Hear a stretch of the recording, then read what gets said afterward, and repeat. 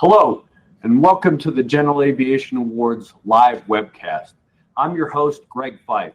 Having spent 22 years at the National Transportation Safety Board in a variety of positions, including an aircraft accident investigator, one of the things that I've always really been concerned about, of course, is safety. But in order to enhance aviation safety, the best way to do that is through knowledge, because knowledge is power.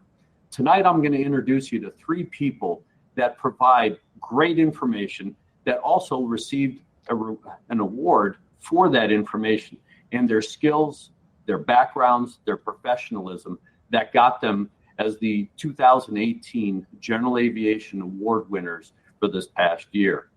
So before I begin, I just want to tell you a little bit about the format we're going to have tonight.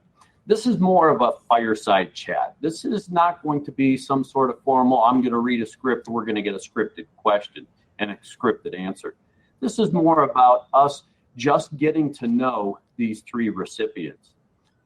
I just play the moderator. I'm going to be asking some questions and facilitating some questions and answers, but these three folks are going to give you some very good information, great tips that I think will enhance not only your knowledge of aviation, but of course, probably going to improve not only your flying, but if you're a maintenance person, you're going to get some benefit out of that. And of course, if you're a manager of any kind of flight department or flight school, you're going to have some new tools in your toolbox to use for that flight school. The whole purpose of this is to introduce you to three folks who earned this award from this past year based on their skills, their abilities, their knowledge, their passion for aviation in a variety of disciplines. Now, before we really get started with this, I want to just discuss a couple of things. First off, over the past several months, we've had a number of high visibility aircraft accidents. They've involved EMS operations, they've involved general aviation operations. There was a very high visibility accident that happened on Super Bowl Sunday. And then, of course, we lost a Boeing 767 going into Houston over the weekend. All of this being said, the question is why? And no matter what your skills are, no matter what certificates you hold, no matter how much flight time you have, no one is immune to an accident. What we try to do, though, through our personal skills, abilities, and knowledge, is learn and continue to learn. Learn from the tragedies. Try to take those lessons learned so that we can incorporate it into our own flying, so that we can reduce or mitigate that risk that we know is inherent to aviation. The General Aviation Awards are one of those things that very few people really understand and have heard about. If you're at Oshkosh and you happen to be by the FAA Forum building, you'll find out that during the middle of the day, there are award recipients that receive this national honor for Flight Instructor of the Year, for Maintenance Technician of the Year, and for the Fast Team Representative of the Year. But no one really understands the process. And as you can see from this slide, this is a process where these folks are nominated. They're recognized for their talents. They're recognized for their dedication.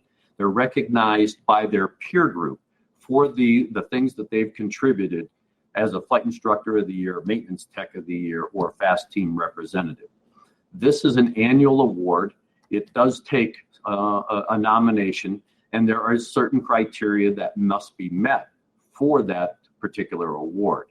And so with this being said, this is a great honor. This isn't something that is just handed out lightly. So tonight, you're going to hear from these three folks who have worked very hard throughout their respective careers, not for this award, but have been recognized for their talent and their passion to have received this award.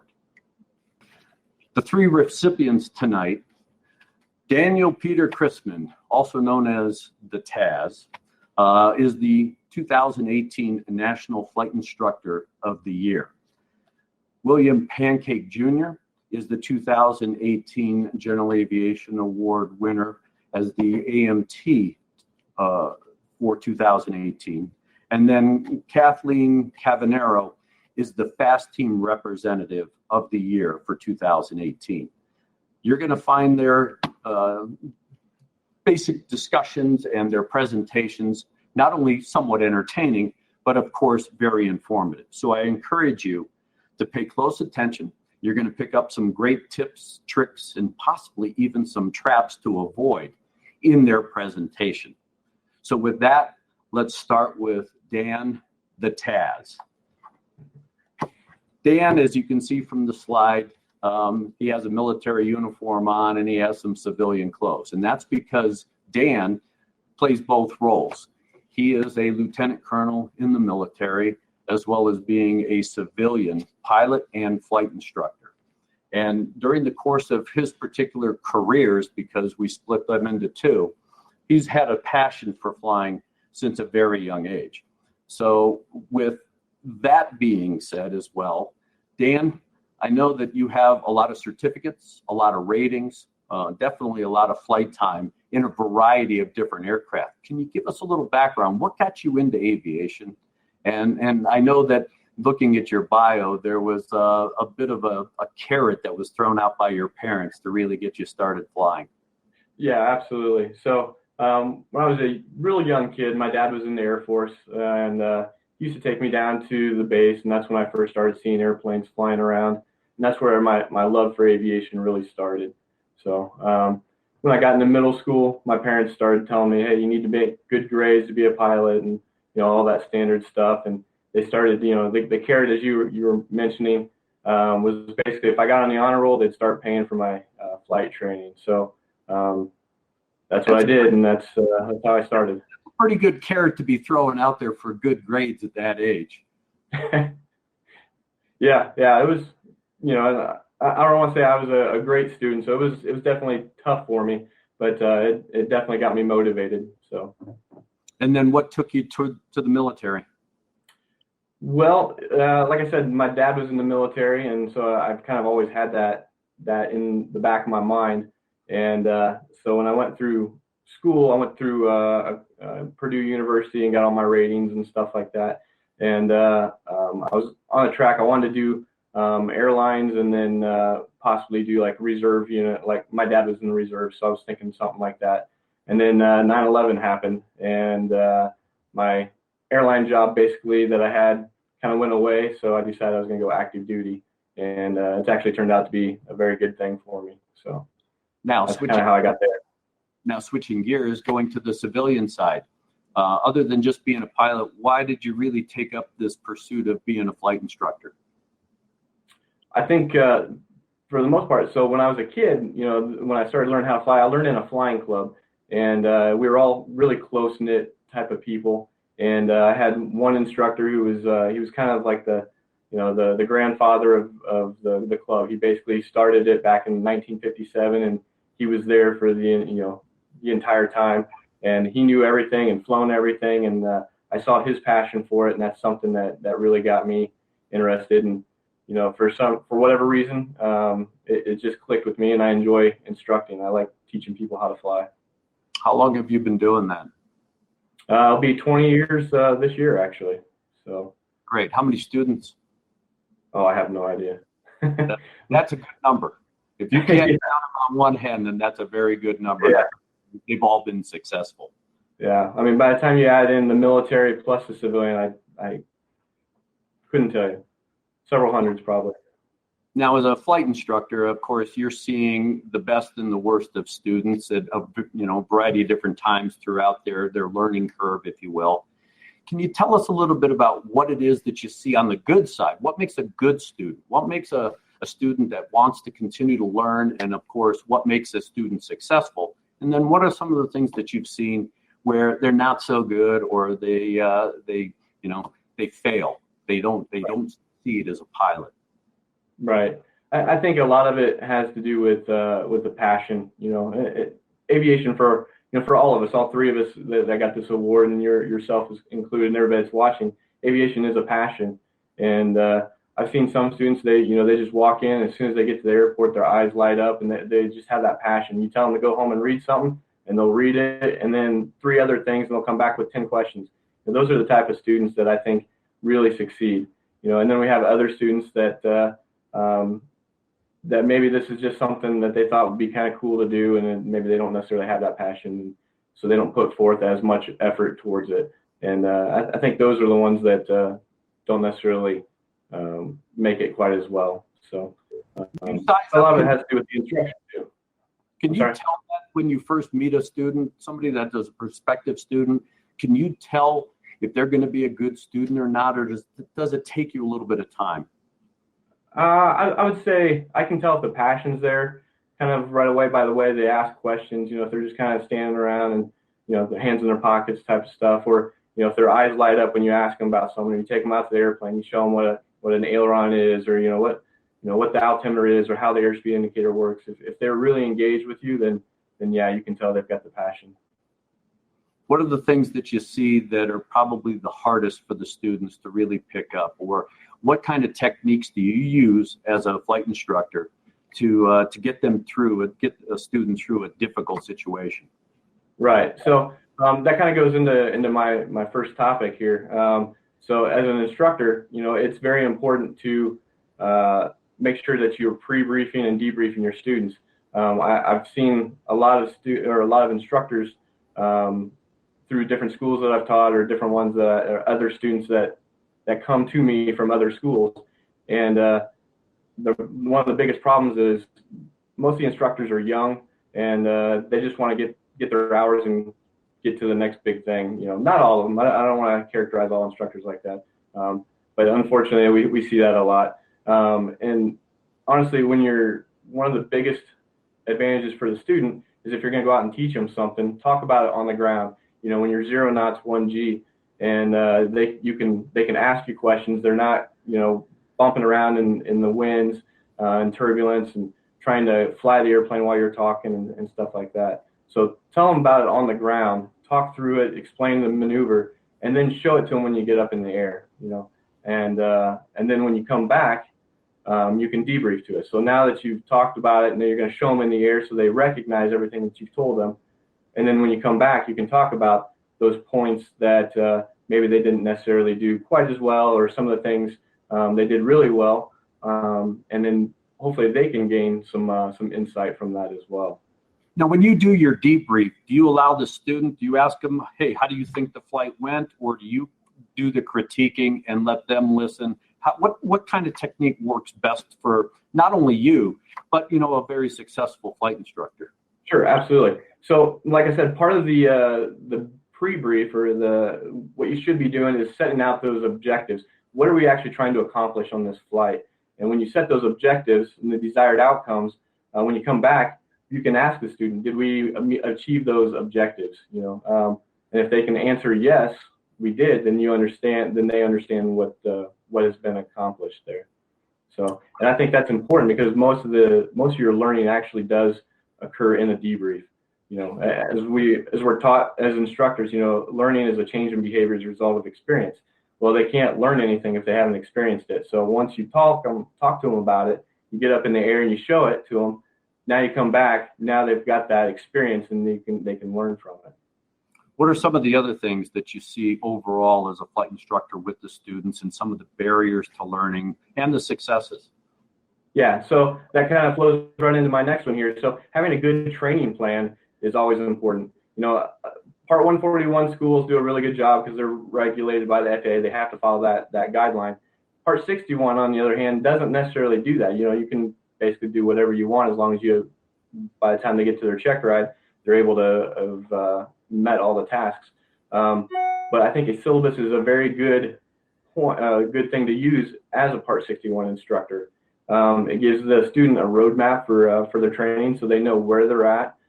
They know what stage of training they're in.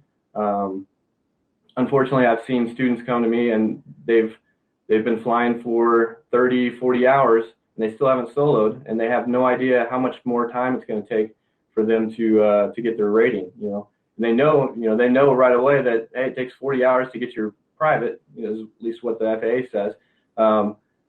So if you have that syllabus, it gives them a roadmap. So if something is not necessarily going as planned, they're not meeting objectives, which goes back to the pre-brief and the debrief, then they know how they're doing, and they can understand why is it taking them a little bit longer in the syllabus.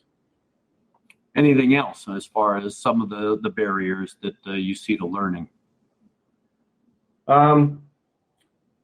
So, as you go into the inefficient training. So a lot of times, this is kind of, a lot of these slides are going to kind of go towards together. But if they don't have that syllabus, they don't have that objective, you might miss maneuvers, so there's not a logical progression for their training. So, like it says on the slide there, missed maneuvers or topics requiring multiple flights. So you get all the way up to the solo, the instructor thinks, okay, he's been doing great, he's done all of his patterns, and then you look at the regs of the stuff that's required, and he's like, oh crap, we haven't done S-turns or something like that. If you're following a syllabus, or then you would have that, and you're going to make those milestones. Some of the other stuff I see is not maximizing that downtime. So what I mean by that is, if we have a weather day or a maintenance cancel or something like that, still get the student in here. There's other things that you can go over. Plan across country with them. Unfortunately, I see students. If it's raining out here in the desert, everybody thinks it's crazy. And they go home. That's a perfect opportunity to plan across country. Don't wait until it's sunny and the winds are calm to sit there in the school and plan your cross country for 3 hours. That's the time you should be flying. So you can maximize that. You can do emergency procedures training, which is my next topic there. So as a pilot, one of the keys to successful outcome of an emergency is understanding the systems of the airplane, understanding the procedures that the manufacturer wants you to use in that aircraft. How the pilot can go ahead. How important is that operational discipline? Because it's one thing to practice it. You do it at high altitude where it's a safe environment, but when something happens like an engine failure close to the ground, all of a sudden that seems to change. The pilot gets out of that rote mentality. What do you break that down? Because that fear factor can be overwhelming. Oh, absolutely. And that's kind of some of the barriers to it, so pilots are scared, that startle effect that people have, when you're in the training environment, if we're in the pattern, you're going to do a simulated engine failure. Unfortunately, here at my airport, we have a tower, so we have to call and tell them that we want a short approach. That kind of keys into the student that, hey, I'm probably about ready to lose my engine. In the training environment, we always fail the engine, opposite the numbers so they can make their landing, all that kind of stuff. In the real world, that's not going to happen. It could happen on climb out when they're, 30 feet in the air and stuff like that. So a good way to handle that is to go through scenario-based training, talk to them, give them scenarios and see how they're going to react to it. A lot of times when I'm flying, when we're doing our cross countries, I'll give them a situation. I'll tell them, hey, your oil pressure just went to 0. What are you thinking? How's that affecting your engine? Where's the nearest airport? Things of that nature. So what are some of the other traps or tricks or things that you like to impart on a student that again will make them successful, take that stress and anxiety out of learning how to fly, which there is a lot of, as not only as a student pilot, but through all of the ratings and certificates they may go through? Sure, absolutely. So I mean, a good book knowledge, going through and understanding all the scenarios that they could get, just getting into that scenario-based training, but understanding the systems of the airplane and the procedures and how they all relate is very, very important. And you bring a key point up because, with loss of control, which has been a big topic over the last couple of years, and how we can minimize or mitigate or eliminate loss of control accidents. I see on your slide, you've got some good ideas and some traps as well. Sure, absolutely. And, I don't want to steal Catherine's thunder here because I know this is kind of in her wheelhouse as well. But more GA pilots and passengers die from accidents involving loss of control than any other factor. And it's very important for general aviation pilots to understand that. The military and corporate aviation airlines, they do a pretty good job of sending most of their pilots through some sort of upset recovery training. But your average weekend flyer doesn't necessarily get that. And I think that's where courses like Catherine's or many of the other schools out there that does this kind of stuff is very important. And it's something that I wish all pilots would do that. What are some of the other things that you want to impart to the audience with regard to not only being a good flight instructor, but being a recipient, that is a student of a good flight instructor, or identifying a poor flight instructor?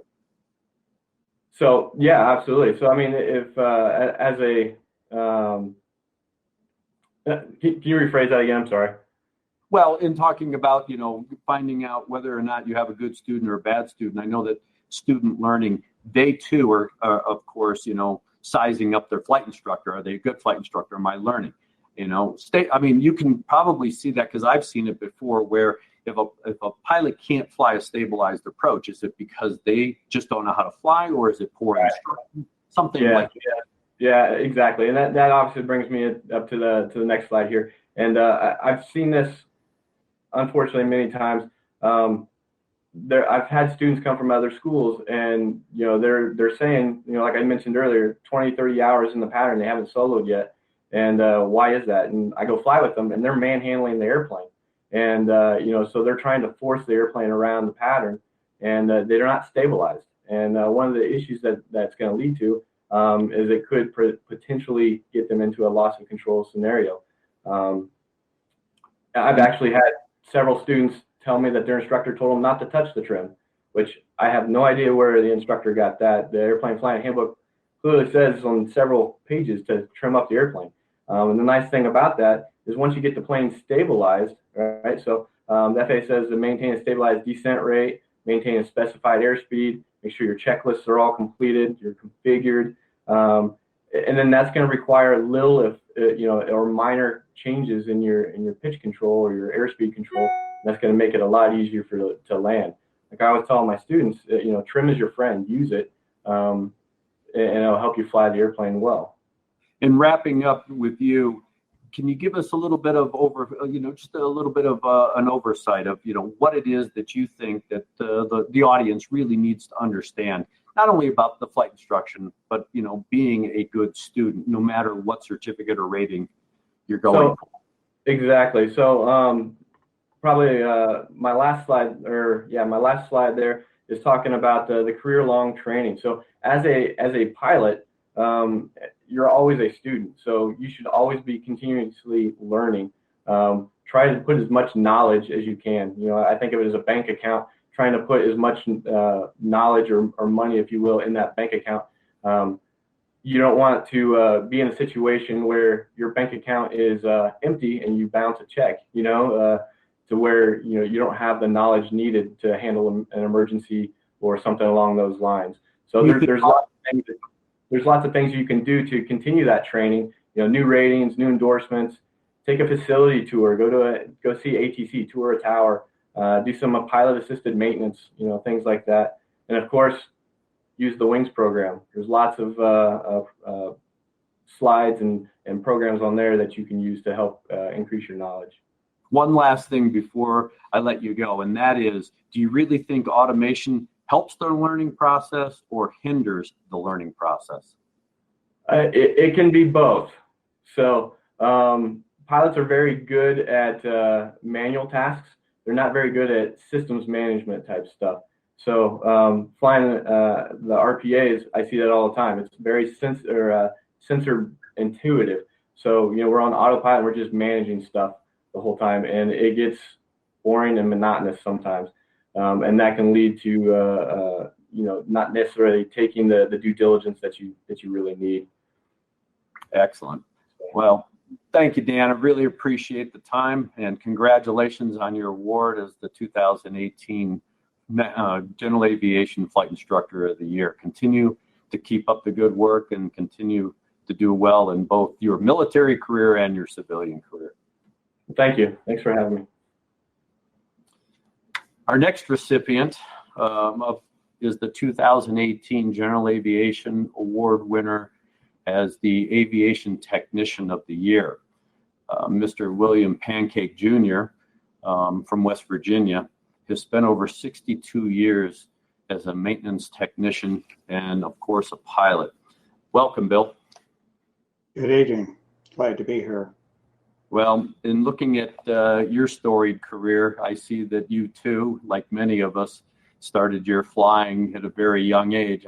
I don't know if you had a big enticing carrot like Dan did, where his parents were going to pay for his flying if he got good grades. How did you get involved in flying, and then, of course, on the maintenance side of the house? Well, that goes back a long ways, the early 1940s.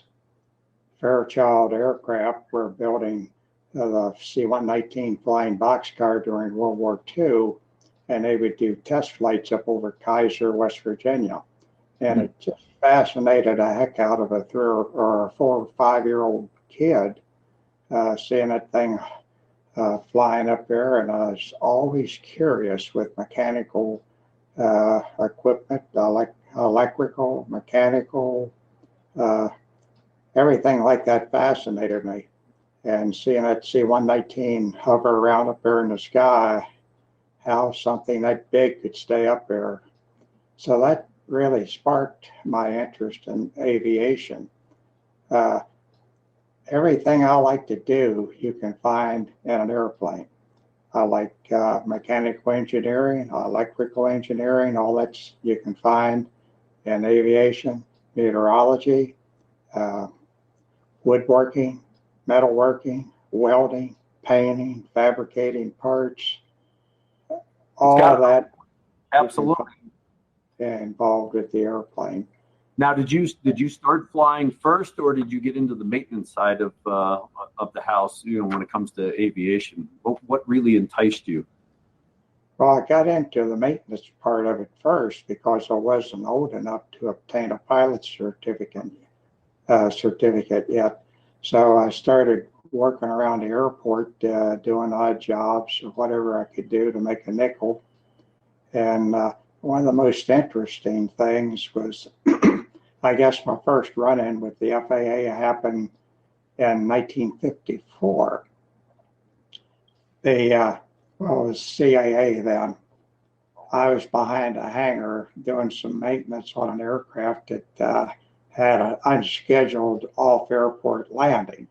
Unscheduled off-airport, I like that. Sir? I like that. That's good. Yeah. So I was doing some maintenance on the wingtip outside in the sunlight. Back then we had grade A fabric. That was before Sikanite came around.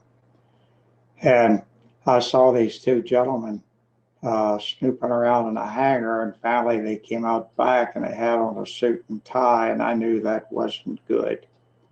And they wanted to know where the mechanic was that did the maintenance here on the field. And I said, well, he's over in another little airport. He stops by here occasionally, but I do all the work. I do the oil changes, and the fabric patching, whatever needs done. And that didn't go over too well with the CAA. About a week later, the FBO operator got a 2-page typewritten letter from the CAA about kids performing, or unsupervised kid performing maintenance on the aircraft. So we had to lay low a little bit. And of course, they came around to make their monthly visit the last Wednesday of each month. So we just forgot it was the last Wednesday of the month, being in the summertime, and I was off from school. So, but anyway, I got to know those two fellows, and I worked at another small airport in Burlington, West Virginia. When I became 16, I got a car and I could drive to Burlington, and I worked there, and I met those same two fellows there. And probably around 1957, I met them there. But when I went to take my private pilot written exam at the Cumberland, Maryland airport, which is about 19 miles from Kaiser, the Kaiser field closed the 1st of June of 1956. So I had to go to Cumberland, and I worked there for a while. And when I was going to take my private pilot written exam, who showed up was the same two fellows that caught me behind a hangar doing aircraft maintenance. And I was scared to death because I knew I was going to go down. And this fellow, John Gibson, walks over to me and he said, "You're the kid behind the hangar performing aircraft maintenance." My heart was a pounding like you wouldn't believe. he stuck out his hand to shake my hand. He said, "Congratulations. We're glad to see that you're continuing in aviation and taking your private pilot written exam." That's Well, that great. made me feel better. Back then, it was 50 true and false questions, and I aced it. I had a study course from Acme exams in Fort Worth, Texas. And I still have a copy of that exam that I studied for my private pilot. There was about 200 or 300 questions on it, and they said they're all assumed to be true.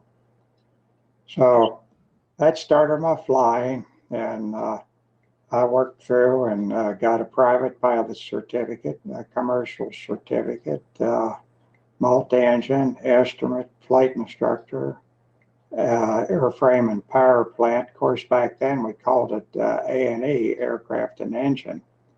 So there in the middle 50s, they started changing the name to A&P, airframe and power plant. And then I guess it changed again to aviation maintenance technician. I guess that sounds more sophisticated than an A&P. But I worked through, I had to work hard. I had no money to go to school. Our family was very poor, and I had rich hobbies. But I struggled, and a lot of my flight instruction was given to me for work on her airplane. So Is that what got you into? Is that what got you into the vintage aircraft? Is that why you focus more on the vintage aircraft, because that was the era that you were working on the airplanes? Is that the passion? Yeah, that's my main reason for the vintage aircraft.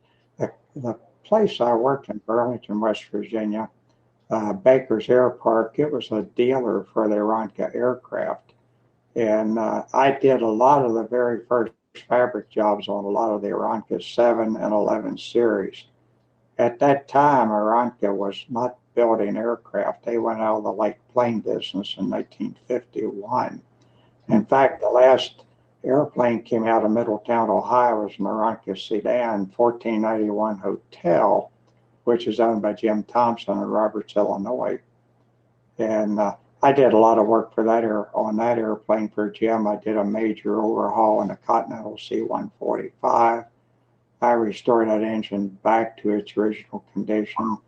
The original crankcase, or Continental gray on the crankcase and the black on the cylinders. And during all of that work, is that where you developed? Because I know that you hold a number of STCs for these vintage aircraft. Is that where you were developing these STCs as you were working on these airplanes? No, I didn't develop the STCs until years later, just recently. Charlie Lasher in Florida had an STC for a C-85-12 engine in the Aeronca Champ, but there's a lot of other options in my STCs that I did that Mr. Lasher didn't. With my STC for the Aeronca 7 and 11 series, on the 7 series, you can have a C-85-12 or a C-85-14 or a C-90-12 or a C-90-14 or a 16. That gives you an option for an electrical starter. And I have a lot of options for that. You can use the original A65 exhaust system, the Cessna 150 exhaust system, or the Aeronca Hanwell Wilson exhaust system. You do not need the large vertical fin. You get a gross weight increase of 100 pounds on the 7 series. And on the 11 series, the Chief, you can use the C-85-8 or a C-85-12 with the start electrical system. You do not need the large fin. That is optional. The other conversions require a large fin, but mine does not. Great. And something that a lot of people wanted. And I also have STCs for rib stitching, the Champ wings and the Chief wings. and also using pop rivets. And I had to do testing before the FAA to witness my testing for this approval for the fabric attachment for the Aeronca 7 and 11 series aircraft. Now, speaking of fabric, given the fact that you have, and we talk about vintage aircraft, people think really old aircraft. Well, those old aircraft are still flying today for a variety of reasons. What are some of the things that you see when you're working on these vintage aircraft that can help the audience, those that have a Cub or an Aeronca, that could benefit, from your knowledge working on these aircraft? Okay, when you're buying an aircraft, the best thing to do is get a pre-buy inspection on it. Have a competent maintenance technician to perform the pre-buy inspection. One of the biggest things I run into is CG limits, weight and balance.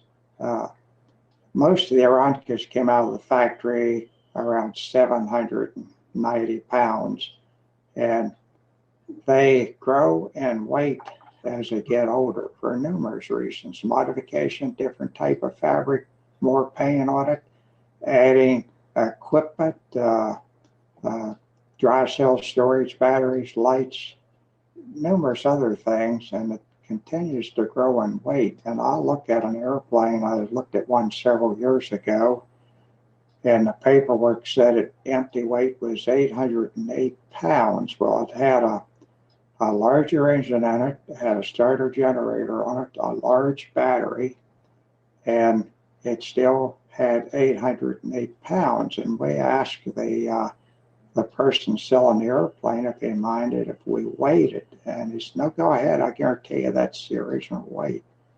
And it weighed 989 pounds. And he kind of got upset with me. My scales were wrong. Well, I've weighed airplanes for years, and my scales are certified by the state weights and measure people. And but weight and balance, age of the fabric, time on the engine. There's another thing. There are a lot of the older airplanes. The time. A lot of them had no recording tachometers, and if they did, sometimes the tach quit working. They started out with a new tach at 0. Well, that looked like a good selling point right there with a 0 tach on it. But how about the structure of the aircraft? Wood versus metal tube. What do you see with some of the structural issues on a pre-buy? Okay. A lot of the steel tube, Aeroncas, Cubs, Taylor Crafts, you look around where the fabric wraps around the lingeron, and if you see blisters or bubbles under that fabric, most likely that lingeron is rusted between the fabric and the tube itself. The wood structure and the wing, when the FAA came out with that SPAR AD for the Aeronca wings in the year 2000, there were so many wings turned down, and there's absolutely nothing wrong. And I've gotten so many calls that people will find the spars laminated without reinforcement placed on the lamination, and they'll turn them down for that. And I tell them to read page 7 in the service manual. It explains that the spars are laminated, made up of pieces. And a lot of times untrained eye will look at that lamination on the spar, and they'll see a glue joint, and they'll mistake it for a cracked spar. And I know several wings have been brought to me to look at after the fabric was removed. And I look at the spars, and I see absolutely nothing wrong with the spars, just because the trained eye wasn't familiar with page 7 in the service manual. And I'm sorry. You had mentioned earlier as well, besides looking at now the structure, some of these airplanes, at least the majority of them, were built without electrical systems. Some of them now have had electrical systems installed. So I would presume that you'd want to look very carefully at the installation of that electrical system, because it was one of those things where the majority of these airplanes, even today, are still hand propped. What is the thing that you see with hand propping and the benefits, or even possibly the negatives of an electrical system and hand propping of those airplanes? That was one of the big reasons for my STC, is to help avoid a lot of unnecessary hand propping. And that's why I wrote the STCs for the C85 and C90 engines, give you a choice of engines here for the 7 series and the C85-12 for an electrical system for the 11 series, which is the Chief. And I've seen quite a few hazard hand propping. I used to hand prop a variety of aircraft, but I will not hand prop an airplane anymore that has an electrical starter on it. A friend of mine down in Southern Virginia got in a serious accident, lost an arm. He was hand propping an aircraft, and the person sitting in the cockpit tried to start her while he was getting ready to pull the prop, and he lost an arm. But so what's a good tip that if someone out there that's listening, what should they be doing if they do hand prop an aircraft and it doesn't have an electrical system?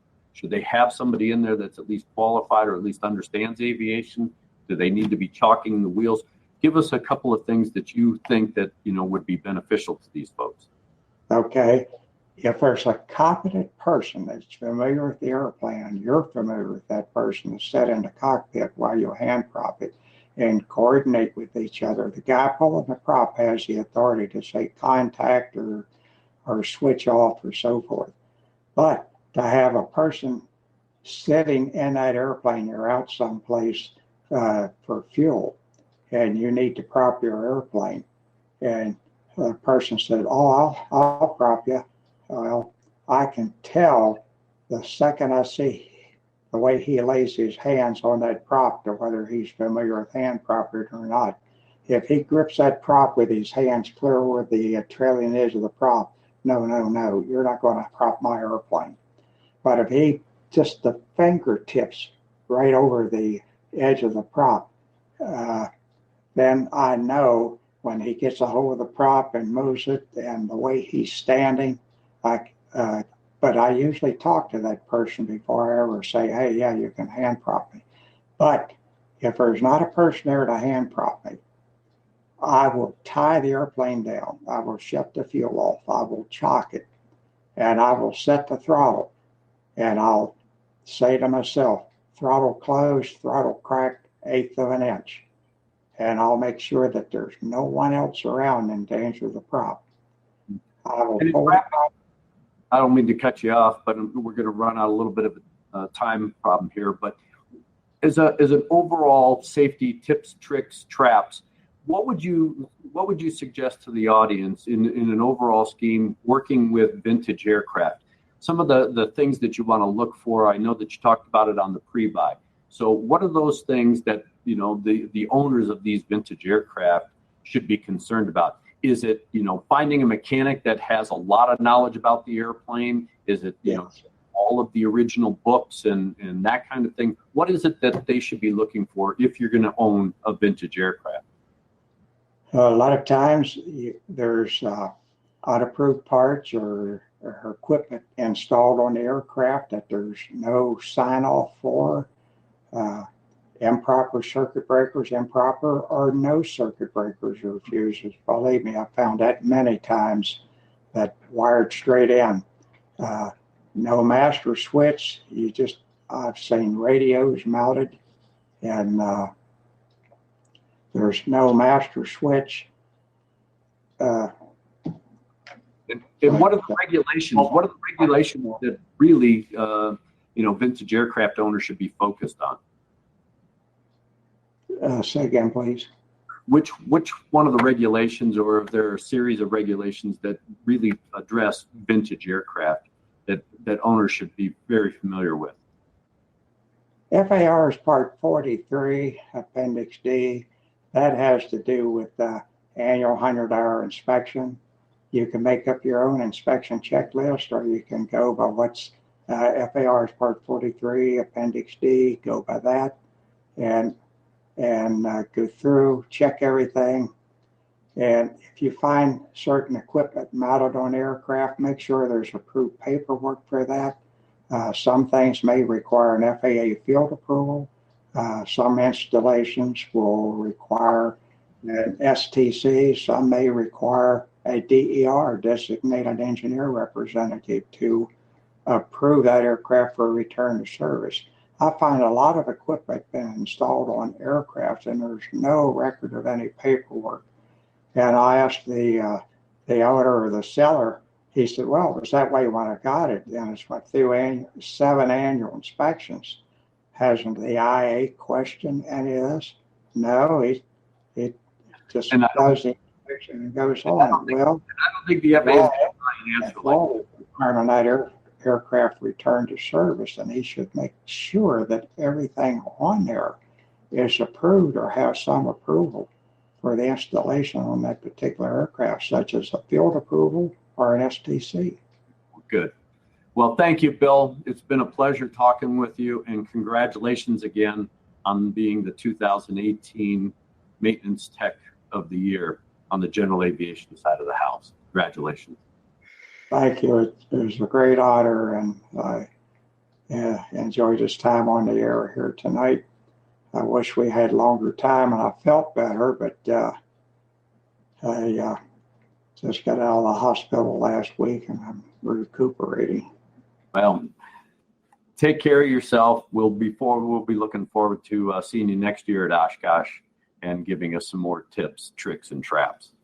One last thing. People wanting to hand prop an older aircraft, attend a seminar at the Vintage Hangar on hand propping. It is very educational to us attend that seminar. They have it several times a week there. Great. Thank you. Excellent. Thank you, Bill. Our final recipient is the FAST Team 2018 FAST Team honoree, Catherine Cavanero. She's got a very impressive resume, and when I first met her in Oshkosh, I felt very small because she is a mathematician. She is an aviatrix, and I learned a lot about her and her particular skills when it comes to an aircraft. So welcome, Catherine, and congratulations on your 2018 General Aviation Award FAST Team Member of the Year. Thank you so much. Well, I did want to say y'all are smarter than I am because I'm the one with the late start in aviation. Yeah, well, from looking at your presentation and having talked with you, I think you caught up pretty quickly. I am making up for lost time. Well, as the audience can see, you have a very impressive resume. You said you started late in life as far as aviation compared to those of us like Dan and Bill and myself. Tell us about how you got started, what got your interest, and then I'm going to ask you a very pointed question about why you do what you do with an aircraft, spinning it to the ground. Okay, well, I grew up in California and watching the planes take off and land at Moffett Field out there. And I was just gobsmacked with aviation from the word go.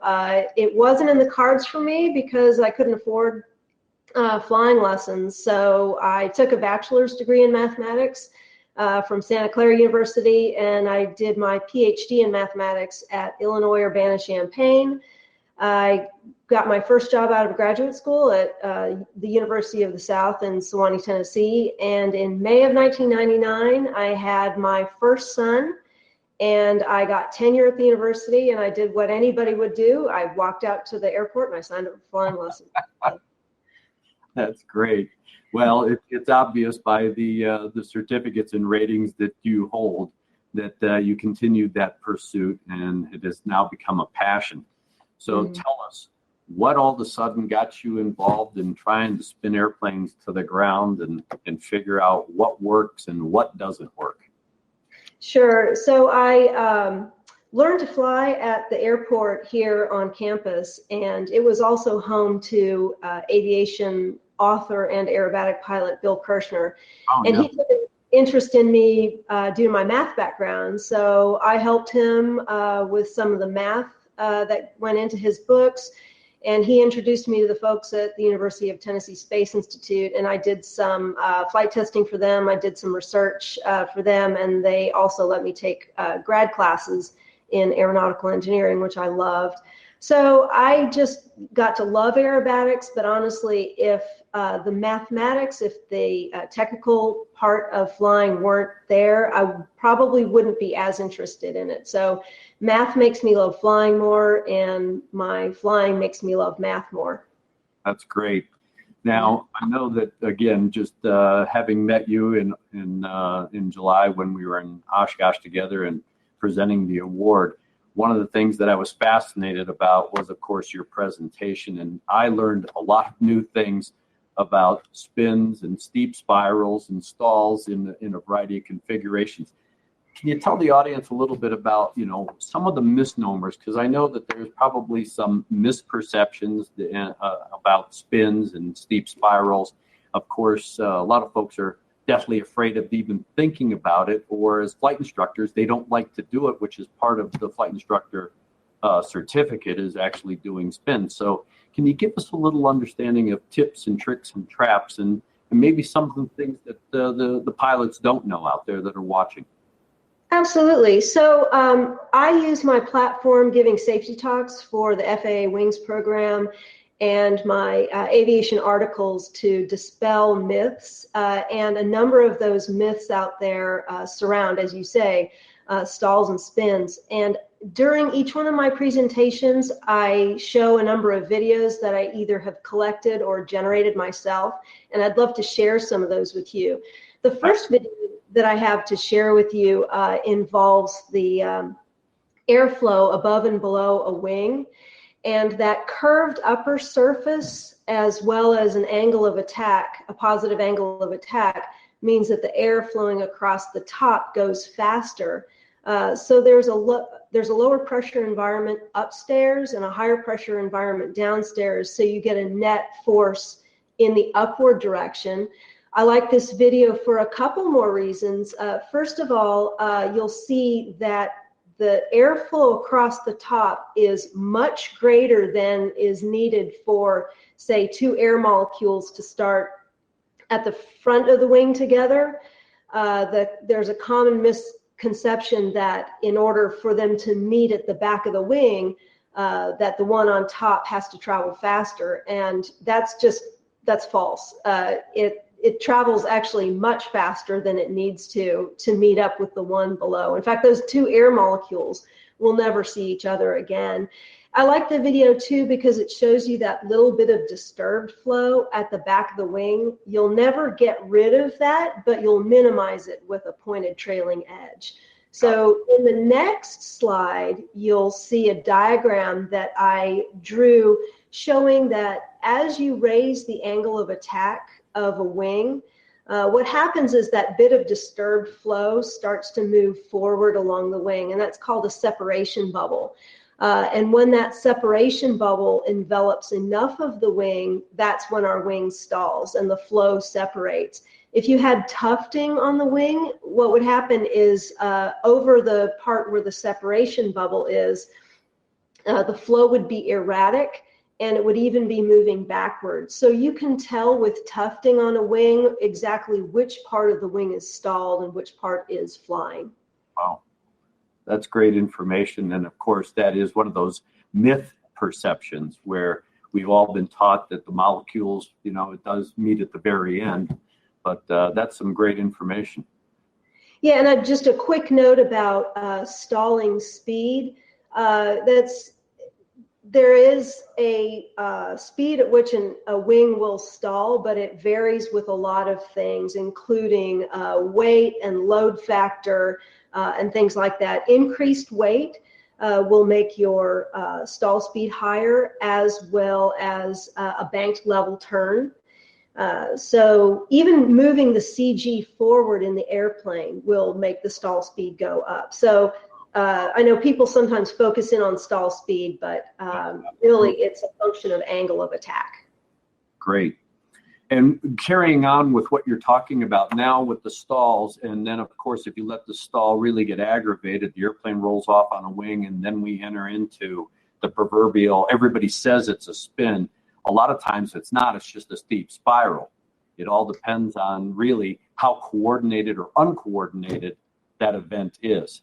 Absolutely. And I've got some videos coming up in just a little bit about that. But just real quick, here's a video of that stall. This is a smoke tunnel video where you can see the progression of the separation bubble come forward on the wing.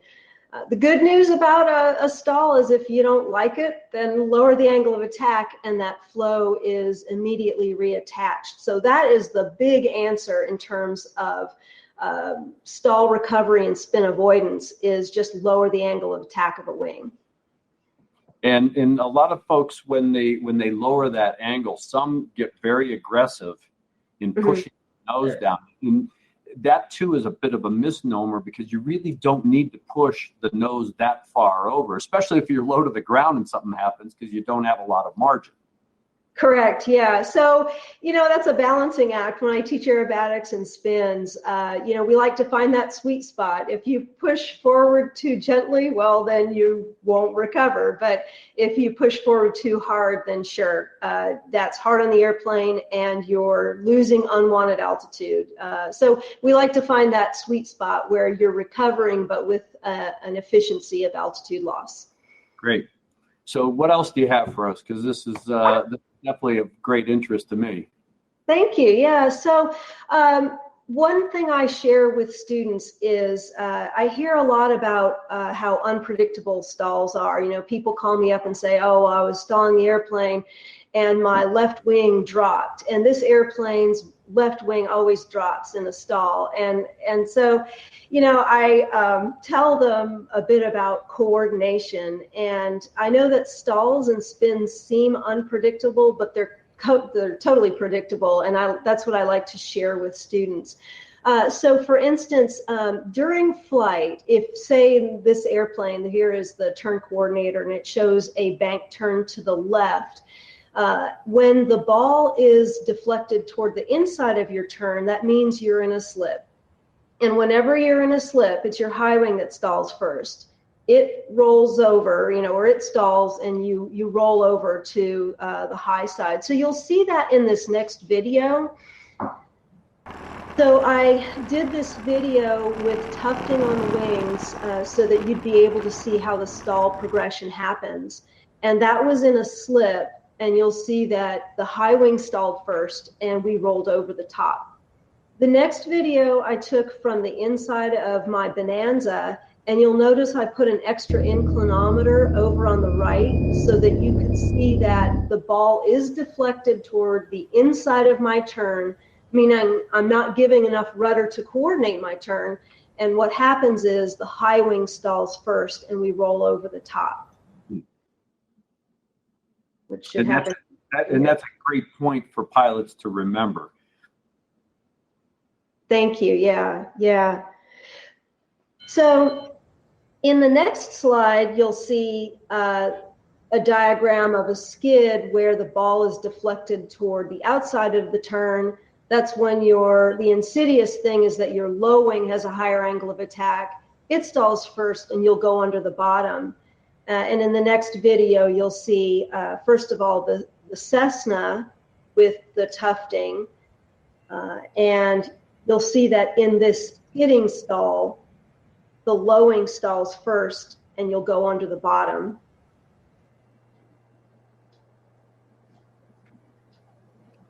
And this is the ending of the classic base to final stall spin, and nobody should have that sight picture turning final. And in the next video, you'll see the same thing with the Bonanza.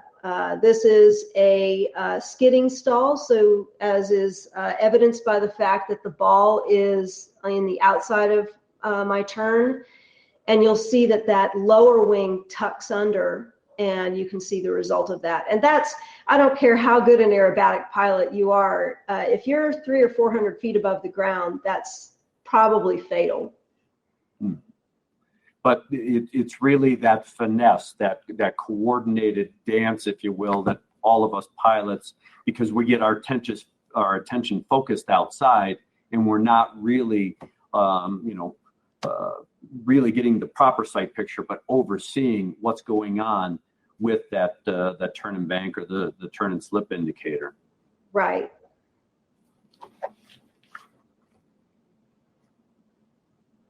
And then from there, the entrance to I presume the spiral or the spin is the outcome of all of that.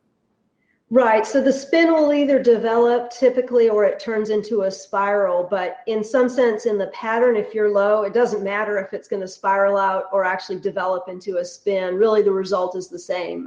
From either one of those flight conditions, you need a certain amount of altitude to recover. And my point with this slide is that, when people tell me, oh, this airplane always drops this wing, well, no. What matters is how you are not coordinated. If you are slipping, your high wing is going to stall first. If you're skidding, your low wing is going to stall first.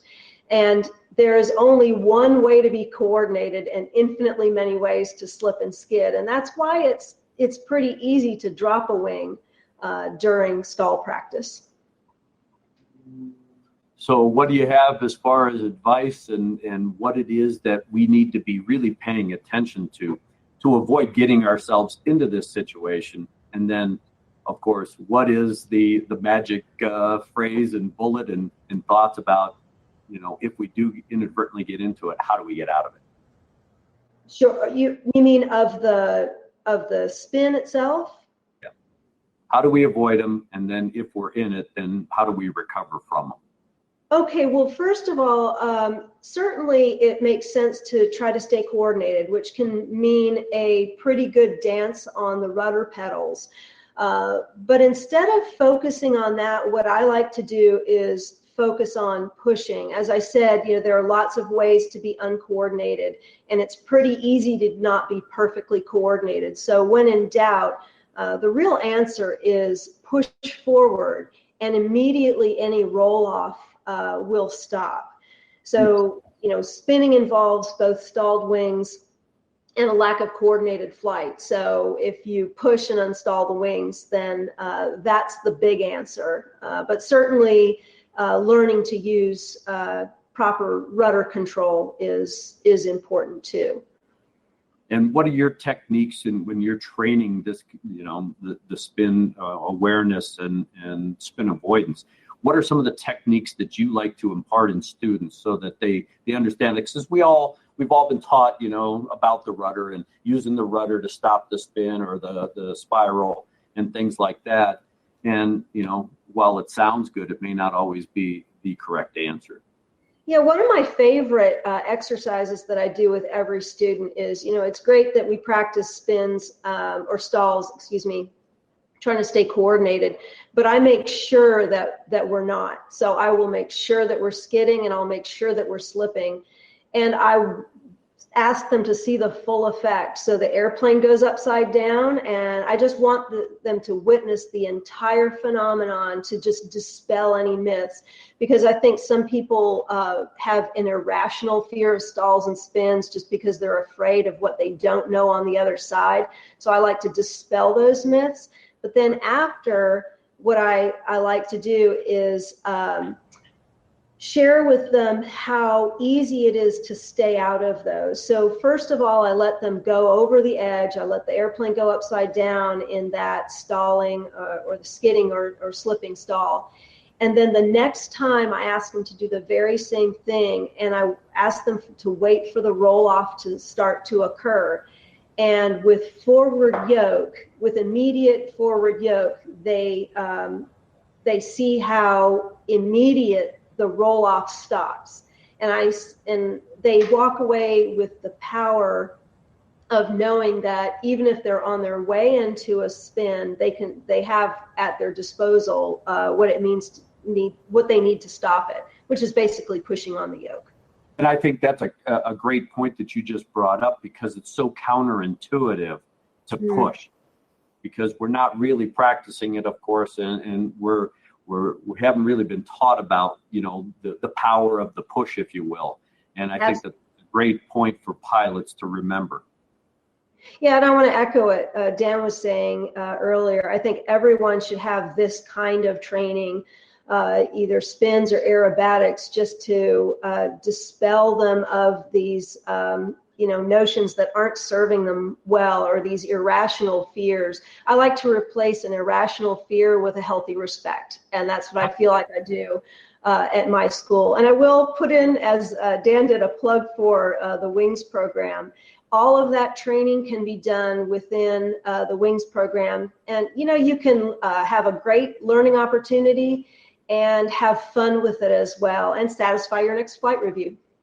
Yeah, and I think I think this kind of training is really important. As Dan and I talked, loss of control has been a major issue over the past several years. The NTSB, the FAA have been trying to find ways to mitigate these loss of control accidents. And I think this training and this knowledge alone will help mitigate a lot of those loss of control accidents, because pilots just are under a misperception about what you're talking about. Stalls shouldn't be feared, and if you do get into a steep spiral or a spin, you still have the opportunity and the ability to recover before it really gets out of hand.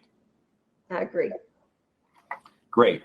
Well, I want to thank you, Catherine, and congratulations again on being the 2018 General Aviation FAST Team Member of the Year. I think that I know that from your presentation, Dan and Bill's, I've learned a lot, again, since we've met, and I hope that tonight's audience has done the same thing, because this is just great information that you can't find in a book. I know that, Catherine, you're writing an article that's going to come out very shortly talking about all of this, and I encourage the audience to read those articles and continue to read. Go out beyond the boundaries, if you will, stretch the imagination, and build that knowledge base, as Dan was talking about and Bill was talking about. If you're buying an airplane, you're into vintage airplanes, or even the newer airplane, the more you know, the better off you will be, because you'll have a better understanding of what's going on with your aircraft and yourself whenever you get into a situation that creates that startle effect. So I want to say thank you to the three honorees tonight. It's been an honor being the host, and again, learning from all three of you. So thank you very much, and congratulations to all of you for this prestigious award. Thanks to all of you. Thank Thank I you. want to talk tonight about how you can get involved as well. You can see on the screen that there is a slide that talks about how you can participate, and I encourage you to participate. Again, this isn't an award that you go out and just do things for a year so that you can get recognized. This is a peer group award. This is a peer award. This is an award that is well deserved by not only the three folks that you heard from tonight, but all of the past recipients. They've created a passion in this thing we call aviation. They have lived a full life of aviation and contributed and given back. And I think that everyone out there has that same potential. So I encourage you to get involved in the General Aviation Awards, whether it's something that you've done in the award, or being a sponsor for an award, or recognizing somebody in your peer group, a colleague, that you believe deserve an award like this for their contribution, because it is important. That's how we support general aviation. So being a sponsor, again, you see a slide. We have some great sponsors, and in our next slide, you're going to see who really supports the General Aviation Awards. This isn't something that, was just drummed up overnight. But when you look at it, I mean, you have the FAA, of course, you have the King Schools, and you have PAMA and a number of other major sponsors. They believe in it. And if they believe in it, you should believe in it. So it's been an honor tonight for me to be the host of the General Aviation Awards presentation, the webcast tonight. This is our beta program, if you will. We hope that it's been educational. We hope that you'll look at it in the archive if you have additional questions, or you maybe didn't get what you wanted to get because you were trying to listen to a lot of things. This will be archived, and you'll be able to go back and review it again. And of course, these three folks, I'm sure that if you hunt them down on the internet, they will be happy to answer questions if you have a particular question. So again, on behalf of myself and of course the General Aviation Awards, Thank you very much for spending the last hour with us, and I hope that you will come back and visit us, not only here on another webcast, but of course, come by and see the next year's recipients at Oshkosh 2019. Thank you very much. Have a good evening and fly safe.